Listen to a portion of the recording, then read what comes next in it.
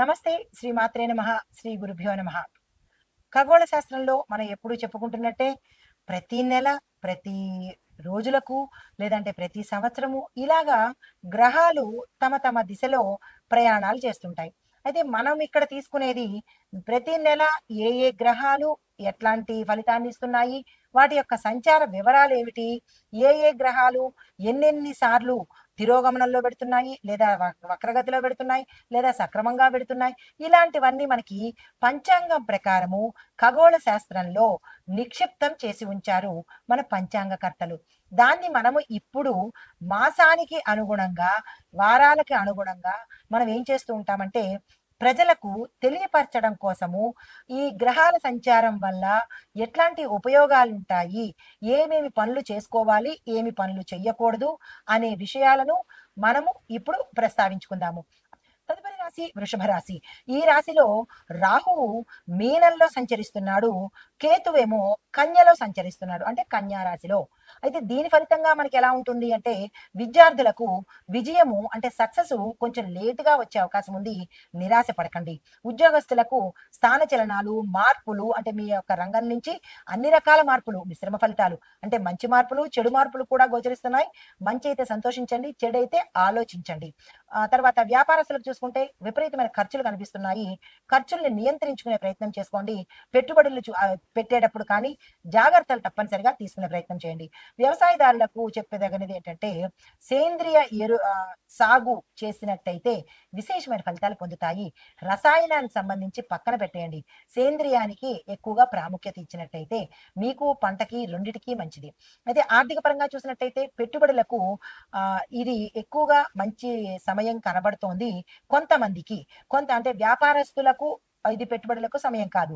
కానీ మనం అదేంటంటే ఇప్పుడు ఉద్యోగస్తులు గాని లేదా కుటీర పరిశ్రమల్లో ఉన్న వాళ్ళు కానీ వాళ్ళు ఏదైనా చిన్న మొత్తంలో పొదుపు చేసుకుంటాము లేదా ఏదైనా చిన్న దాంట్లో పెట్టుబడి పెట్టుకుంటాము, అలాంటి వాటికి ఇది సమయము. ఆ ప్రయత్నం చేసుకోండి. ఆరోగ్యపరంగా చూసినట్టయితే కడుపుకు సంబంధించిన తీవ్రమైన సమస్యలు, ఆపరేషన్స్, రోగాలు వచ్చే అవకాశం ఉంది. జాగ్రత్తలు తీసుకోండి. ఆహార విషయంలో నియమాలు పాటించుకోండి. అయితే మీకు చెప్పదగిన పరిహారము దుర్గా అమ్మవారిని దర్శించండి. అమ్మవారి ఆలయానికి దర్శించడంతో పాటుగా అష్టోత్తర పారాయణ కానీ మంత్రం కానీ చదువుకునే ప్రయత్నం చేసుకోండి. ఇది ఈ రాశిలో ఉండేవారికి గోచార రీత్యా చెప్పదగిన పరిహారాలు, ఫలితాలు, సూచనలు. అయితే ఈ మే నెలలో ప్రత్యేకించి చాలా గ్రహాలు అటు ఇటు తిరగడము, కొన్ని గ్రహాలు కలుసుకోవడము, ఈ వాటి ఫలితాలు ఆయా రాశుల వారికి, దేశానికి, అందరికీ వర్తింపచేసే ఈవెన్ వాతావరణానికి కూడా వర్తింపచేసేటట్టుగా ఉండబోతూ ఉంటాయి. అయితే మనుషులు ఒక్కటే కాదు ఈ గ్రహాల వల్ల బాధపడేది. దేశ ఆర్థిక పరిస్థితి, రక్షణ విభాగము, న్యాయ విభాగము, పశుపక్ష్యాదులు, వాతావరణము, ఇలా ప్రతి ఒక్కటి కూడా ఇంపాక్ట్ పడుతుందన్నమాట. అంటే వాటి యొక్క ప్రభావము పడుతూ ఉంటుంది. అలాంటి సందర్భంలో ఇప్పుడు మనకి మే నెలలో నక్కను తొక్కే రాసులంట. అంటే మనకి నక్కను తొక్కడం అంటే ఏమిటి అంటే అది మనకు వాడుక భాషలో అంటూ ఉంటాము. లక్కు కుదిరిందిరా, నక్కను తొక్కారా అంటుంటాం కదా. అంటే ఏంటంటే వాళ్ళకి విశేషంగా కలిసి రాబోతోంది. అది కొన్ని రాశులకి మిశ్రమ ఫలితాలు, మరికొన్ని రాశులకు మంచి ఫలితాలు ఇవ్వబోతున్నారు. అయితే ఈ సమయంలో ఎవరు నక్కని తొక్కేటట్టుగా ఉండబోతున్నారు, ఏ గ్రహాలు మనకి ఇప్పుడు వస్తున్నాయి అనే అంశంలో రాహు కేతువులు అనమాట. జనరల్గా అందరూ అనుకుంటారు రాహు కేతువులు చెడు చేస్తారు అని అనుకుంటారు. అవి నీడ గ్రహాలు అనగా ఛాయాగ్రహాలు, కీడు గ్రహాలుగా భావిస్తూ ఉంటారు. కానీ అవి కీడు గ్రహాలు కాదు. అవి కూడా మంచి చేస్తూ ఉంటాయి. అది ఏ గ్రహాలు మంచి చేసినా, ఏ గ్రహాలు చెడు చేసినా అది మన యొక్క కర్మ ప్రభావమే. గత జన్మలో కానీ ఈ జన్మలో కానీ మనం చేసుకున్న పాప పుణ్యము ప్రభావమే ఈ గ్రహాలు మనకి ఇస్తూ ఉంటాయి, ఫలితాలు ఇస్తూ ఉంటాయి. అంతేగాని అవేదో మన మీద కక్ష కట్టి చెయ్యవు. మనం ఏమి చేస్తామో అవి మాత్రమే ఇస్తాయన్నమాట. కాబట్టి ఆ ఈ సమయంలో మే నెలలో రాహు కేతువులు ఎలాంటి ఫలితాలు ఇవ్వబోతున్నారు అంటే జనరల్ గా ఈ రాహు కేతువులు నిదానంగా సంచారం చేసే, అంటే శని భగవానుడి తర్వాత అంత నిదానంగా నడిచే గ్రహాలు ఈ రాహు కేతువులు అన్నమాట. అయితే ఈ రాహు కేతువులు ఈ మే నెలలో తమ రాశులను మార్చుకుంటాయి. ఇన్నాళ్ళు ఒక రాశిలో ఉంటే ఇప్పుడు అవి వేరే రాశిలోకి ప్రయాణం చేస్తుంటాయి. ఆ ప్రయాణ క్రమంలో ఎలాంటి ఫలితాలు ఇవ్వబోతున్నారు అనేది ఇప్పుడు మనం కూలంకషంగా తెలుసుకుందాము. అయితే మే 18 నుంచి మీనరాశిలోకి రాహువు, అంటే రాహువు మే 18న మీనం నుంచి కుంభంలోకి అంటే వెనక్కి వెడుతున్నాడు అన్నమాట. కేతు ఏం చేస్తున్నాడు, కన్యా రాశి నుంచి సింహరాశిలోకి ప్రయాణం చేస్తున్నాడు. అయితే ఈ ప్రయాణ ఫలితంగా మనకి ఎలాంటి పరిస్థితులు ఉండబోతున్నాయి, దీంతో పాటు ఏ ఏ రంగాల వాళ్లకు దేశ కాలమాన పరిస్థితులు ఎలా ఉండబోతున్నాయి అనేది ఇప్పుడు మీకు వివరంగా తెలియపరుస్తాను. అయితే ఈ ప్రభావము మనకు విద్యా విద్యా సంస్థల మీద, అంటే విద్య మీద ఎలాంటి ప్రభావం చూపిస్తోందంటే, దీని కారణంగా విద్యా వ్యవస్థ ఎక్కువగా ప్రభావితమయ్యి సాంకేతిక పరిజ్ఞానం మీద దృష్టి పెట్టేటట్టుగా ఉండబోతోంది. తర్వాత ఉద్యోగ రంగం చూసినట్టయితే కనుక సాంకేతిక రంగాలలో ఎక్కువగా ఉద్యోగ అవకాశాలు పెరిగే దిశ కనబడుతోంది. ప్రభుత్వ రంగాలలో ఉద్యోగ నియామకాలు కూడా, అంటే గవర్నమెంట్ జాబ్స్, ఇటు టెక్నికల్ గా జాబ్స్ ప్రైవేట్ పరంగాను గవర్నమెంట్ పరంగాను ఉండబోతున్నాయి. ఇది చాలా మంచి విశేషము. దీంతో పాటుగా వ్యాపార సంస్థలకు ఎలా ఉండబోతోంది అంటే కనుక ఈ మార్పుల ఆధారితంగా వ్యవసాయానికి సంబంధించినటువంటి వ్యాపారాలు ఎవరైతే చేస్తున్నారో వారికి విశేషంగా అభివృద్ధి దిశలో ఉండబోతున్నారు. అయితే తర్వాత వ్యవసాయంగా చూసినట్టయితే ఈ రాహు కేతువుల యొక్క ప్రభావం వల్ల చిరుధాన్యాల సాగు చాలా బాగా ఉంటుంది. దీనితో పాటు సేంద్రియ వ్యవసాయం లాంటి పద్ధతులు ఉపయోగిస్తే కనుక విశేషమైన పంటలు పండి రైతులకు చేతి నిండా ధనము, చేతి నిండా పని ఉండేలాగా ఈ రాహు కేతువులు అందివ్వబోతున్నారు. అయితే దేశ ఆర్థిక పరిస్థితి ఎలా ఉండబోతోంది ఈ సమయంలో అంటే కనుక వ్యవసాయ రంగంలో పెట్టుబడులు పెట్టేందుకు అవకాశాలు ఏర్పడతాయి. ప్రభుత్వ ప్రైవేటు భాగస్వామ్యాలు పెరిగే అవకాశం కూడా ఎక్కువగా ఈ సమయంలో కనబడుతోంది. అయితే దీనికి మరి మనం ఏం చేయాలి అంటే స్థిరమైన ఆర్థిక విధానాలను అనుసరించాలి. అంటే మాట మాటికి మారే విధానాలు కాకుండా ఒక కాంక్రీట్ విధానాలని తప్పనిసరిగా ఒక సిస్టమ్ ని మనం పాటించాలి. వ్యవసాయ రంగానికి తప్పనిసరిగా మద్దతు మన దేశ పరిస్థితులు కల్పించాలి. మన నాయకులు కానీ దేశ పరిస్థితులు కానీ వ్యవసాయానికి పెద్దపీట వేసి దానికి సంబంధించినటువంటి మౌలిక సదుపాయాలు, మద్దతుని, సపోర్టుని ఇవ్వాలి. అయితే రక్షణ విభాగం చూసినట్టయితే కనుక సైనిక రంగంలో సాంకేతికత ఎక్కువగా డెవలప్ అవుతుంది. అంటే టెక్నికల్ గాను డిజిటల్ గాను డెవలప్మెంట్ సైనిక విభాగంలో కనబడుతోంది. దీంతో పాటు సైబర్ భద్రత మీద దృష్టి తప్పకుండా పెట్టాలి ప్రభుత్వము. మనం ఏం చేయాలి అంటే కనుక, అంటే ప్రభుత్వం ఏం చేయాలి అంటే కనుక సాంకేతిక పరిజ్ఞానాన్ని అభివృద్ధి తప్పనిసరిగా చేసుకోవాలి. దీంతో పాటు సైబర్ భద్రతా చర్యలు తప్పనిసరిగా తీసుకోవాలి. ఎక్కడ చూసినా డే బై డే సైబర్ నేరాలు ఎక్కువైపోతున్నాయి. ప్రజలకి మొబైల్ పట్టుకోవాలంటేనే భయం వేసేటట్టుగాను అది ఒక వెపన్ గా కనబడుతోంది. మాట్లాడాలన్నా భయం వేస్తోంది, ఒక ఏదైనా ట్రాన్సాక్షన్ చేయాలన్నా భయం వేస్తోంది. ఇంత భయానికి ఆ మొబైల్ వల్ల, అంటే టెక్నికల్ గా టెక్నాలజీ పరంగా పెడుతున్నాం కాబట్టి అట్లాంటి భయాన్ని ప్రజల నుంచి దూరం చేసేందుకు, ఈ స్కామర్లని అరికట్టేందుకు ప్రభుత్వము నిర్ణయాలను తీసుకునే దిశ ఈ సమయంలో కనబడుతుంది.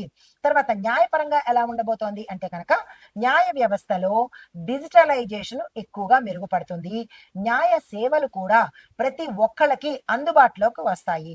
అయితే దానికి మనం ఏం చేయాలి? మనము అంటే ప్రజలు అంటే ప్రభుత్వము న్యాయ వ్యవస్థను తప్పనిసరిగా డిజిటలైజేషన్ చేసేందుకు సహాయం చేయాలి.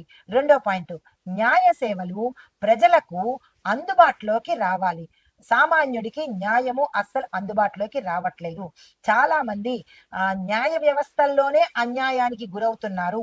ఇది పక్కా సత్యము. ఎందుకు అంటే అక్కడ న్యాయం అనేది కనబట్టలేదు. అక్కడ వాళ్ళకే న్యాయం కనబడినప్పుడు ఇంకా సామాన్య ప్రజలకి న్యాయం ఎక్కడి నుంచి వస్తుంది? కాబట్టి న్యాయం అనేది ప్రతి ఒక్కళ్ళకి అందుబాటులోకి రావలసిన ప్రయత్నాలు ప్రభుత్వం తప్పనిసరిగా తీసుకోవాలి, తీసుకుంటుంది కూడా. ఎందుకు అంటే అట్లాంటి పరిణామాలు మనకి రాహు కేతులో తిరోగమన దశలో అలాంటి మార్పులు కూడా మనకి గోచరిస్తాయి. అయితే రాజకీయ పరంగా ఎలా ఉండబోతోంది అంటే కనుక కొన్ని రాజకీయాల్లో కొత్త మార్పులు, చేర్పులు జరగబోతున్నాయి. కొత్త నాయకత్వము ఎదగబోతోంది. ప్రజల సమస్య మీద ఇప్పుడు ప్రభుత్వం ఏం చేయాలి? ప్రజల సమస్య మీద దృష్టి పెట్టాలి. దీంతో పాటు ప్రజల సమస్యలు సత్వరమే పరిష్కారం అయ్యేటట్టుగా చర్యలు తీసుకోవాలి. స్వచ్ఛమైన పాలనను ప్రజలకు అందించే ఏర్పాట్లు ప్రభుత్వం తీసుకోవాలి. ఇది న్యాయపరంగా. అయితే మరి రాజకీయ పరంగా రిపీట్. రాజకీయ పరంగా మరి వాతావరణ పరంగా ఎలా ఉండబోతోంది అంటే కనుక వాతావరణంలో తీవ్రమైన మార్పులు చోటు చేసుకుంటున్నాయి.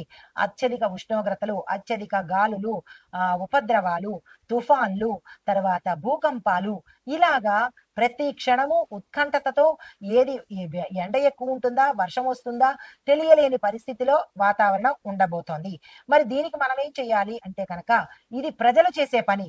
పర్యావరణ పరిరక్షణ ప్రతి మనిషి తీసుకోవాలి. ఇది ప్రభుత్వం మీద నెట్టేయడం కాకుండా మనకి మనమే తీసుకోవాలి. అన్ని ప్రభుత్వం మీద నెట్టేయకుండా మనం ఏం చేయాలి అంటే కనుక ప్రతి ఒక్కళ్ళు 10 మొక్కలైనా ఖాళీ జాగాల్లో నాటే ప్రయత్నంగాను ఒక ఉద్యమంగాను పెట్టుకున్నట్టయితే ఈ వాతావరణం నుంచి కనీసం కొన్ని రోజుల్లోనూ కొన్ని సంవత్సరాల్లోనూ ఈ పరిణామాలు తట్టుకునేందుకు అవకాశం ఉంటుంది. కాబట్టి ఇది ప్రజలు మాత్రమే చెయ్యాలి. ప్రతి ఒక్కళ్ళు కంకణం కట్టుకొని మొక్కలు నాటే ప్రయత్నం తప్పనిసరిగా చేయాలి. మొక్కలు కట్ చేయడం ఈజీ, కానీ నాటి అవి ఎదగడానికి సంవత్సరాలు పడుతుంది. కాబట్టి కనీసం ఇప్పటి నుంచైనా ఆ ప్రయత్నం ప్రతి ఒక్క మనిషి బాధ్యతగా తీసుకుని చేయాలి.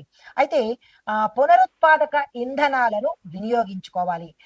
అంటే ఎక్కువగా అదే ఇంధనాలను మనము వాడేటట్టుగా కొత్తగా కాకుండా పునరుత్పత్తి దాని నుంచి ఇంకొకటి చేసేటట్టుగా అలాంటి ఇంధనాలను మనం కనుక వాడినట్టయితే కొంత సానుకూలమైన ఫలితాలు పొందుతాము. అయితే ఆరోగ్యపరంగా ఎలా ఉండబోతోంది అంటే కనుక ఈ కాలంలో అనారోగ్య సమస్యలు చాలా తీవ్రంగా కనబడుతున్నాయి. వడదెబ్బలు తగలడము, ప్రజలు చనిపోవడము, అతివృష్టి తుఫాన్ల వల్ల చనిపోవడము, భూకంపాల వల్ల చనిపోవడము, అంటే ప్రజా నష్టము చాలా ఎక్కువగా ఈ సమయంలో గోచరిస్తోంది. అది మనం చేసుకున్న తప్పే కాబట్టి అనుభవించి తీరవలసిందే. అయితే మనం ఏం చేసుకోవాలి అంటే కనుక ప్రతి ఒక్కరూ ఆరోగ్యకరమైన జీవన శైలి అనుసరించాలి. ఇది ప్రభుత్వ పని కాదు. మీరు ఈ ఆహారం తినండి, ఈ వంట వండుకోండి, లేదంటే ఈ డిష్ లో తినండి అని ప్రభుత్వం చెప్పదు. ఇది మనకి మనమే, మన ఆరోగ్యం మన చేతిలోనే. కాబట్టి మనకి మనమే మన ఆరోగ్య శైలిని మెరుగుపరుచుకునేటట్టుగా చేసుకోవాలి. దీంతో పాటు వాతావరణ మార్పులకు అనుకూలంగా మన ఆరోగ్య సంరక్షణ మనమే చూసుకోవాలి. ఎవరో పక్కింటి వాళ్ళు చూడడమో, ప్రభుత్వం చూడడమో, ఎదురింటి వాళ్ళు చూడడమో చెయ్యరు. మన ఆరోగ్యం మనమే చూసుకోవాలి. అయితే కుటుంబ పరంగా చూసినట్టయితే కనుక ఆర్థిక ఒత్తిడులు ఎక్కువగా ఉంటాయి. అంటే డబ్బుకు సంబంధించినటువంటి ఇక్కట్లు ఎక్కువగా కనబడుతున్నాయి. వాతావరణ మార్పుల కారణంగా కుటుంబ జీవితము ఎక్కువగా ప్రభావితం అయ్యేటట్టుగా కనబడుతోంది. ఎందుకంటే ప్రతి కుటుంబంలోనూ అనారోగ్యము, రోగాలు, రొచ్చులు మరి ఉంటున్నాయి. ఇష్టానుసారంగా తినేయడము, ఇష్టానుసారంగా ఖర్చులు పెట్టడము, ఏది పడితే అది తినేయడము, కడుపుకు వేసేయడము, మరి దానివల్ల ఏమవుతాయి? మనకే నష్టాలు అవుతాయి. మరి దానికి తగ్గ ఫలితం కూడా మనమే పెట్టుకోవాలి. దానికి తగ్గ ఖర్చులు కూడా మనమే పెట్టుకోవాలి. అదన్నమాట సంగతి. కాబట్టి ఇక్కడి నుంచైనా జాగ్రత్తగా ఏది పడితే అది కడుపు ఉంది కదా అని ప్రతి చెత్త కడుపులో వేస్తే దాన్ని కోయించుకునే బాధ్యత కూడా మీదే అవుతుంది. కాబట్టి దానికి తగ్గ ఖర్చులు కూడా మీరే పెట్టుకోవాలి. ఆర్థిక ఒత్తిళ్లు ఎక్కువ అవుతాయి. అప్పులకు పెడతారు. అప్పులు తీర్చలేక చచ్చిపోవడాలు, ఉరులు, ఆత్మహత్యలు ఇవన్నీ మనంతట మనం తెచ్చుకునేవే. కాబట్టి చాలా జాగ్రత్తగా జీవితం అంటే సమన్వయంగాను సంతృప్తిగాను బతకడం నేర్చుకోవాలి. కానీ అత్యాశలకు పోయో ఏదేదో చేసేసి బతికితే కనుక అనర్థాలే చూస్తారు. అయితే దీనికి మనమేం చెయ్యాలి అంటే కనుక అంటే ఇది ప్రభుత్వం చేసేది కాదు. ప్రతి కుటుంబం దగ్గరకు వచ్చి మీరు ఇలా ఉండండి, మీరు ఈ బట్టలు వేసుకోండి, మీరు ఈ తిండి తినండి అని కంచంలో వడ్డించదు. కాబట్టి మనమే ఏం చేసుకోవాలంటే కనుక ఆర్థిక నిర్వహణలో అంటే మనకి రూ. 1,00,000 వస్తోందని చెప్పి 10 లక్షలు ఖర్చు పెట్టకుండా మీ ఫైనాన్షియల్ బ్యాలెన్స్ ని మీరు చెక్ చేసుకోవాలి. దీంతో పాటు కుటుంబంలో సహాయ సహకారాలు ఒకరి మాట ఒకరు వినేటట్టుగాను చూసుకున్నట్టయితే ఇది ప్రభుత్వం పని కాదు, మన పనే. గుర్తుపెట్టుకోండి. మీ ఖర్చులను తగ్గించుకునే ప్రయత్నం చేయండి. వాళ్ళు కారు కొన్నారని మనం హెలికాప్టర్ కొనడమో, వాళ్ళు హెలికాప్టర్ కొన్నారని మనం జట్టు కొనడమో ఇలాంటివి కాకుండా మనకి ఏది అవసరమో అది మాత్రమే కొనుక్కున్నట్టయితే ఖర్చులు కంట్రోల్లో ఉంటాయి. ఇవి మనకి కాలమానంగా ఈ రాహుకేతుల యొక్క సంచారం వల్ల జరిగే పరిణామాలు చెప్పుకున్నాము. తరువాత మేషాది ద్వాదశ రాశుల వారికి ఎలా ఉండబోతోంది, సమగ్ర వివరణ ఏంటి అనేది తెలుసుకుందాం. నమస్తే.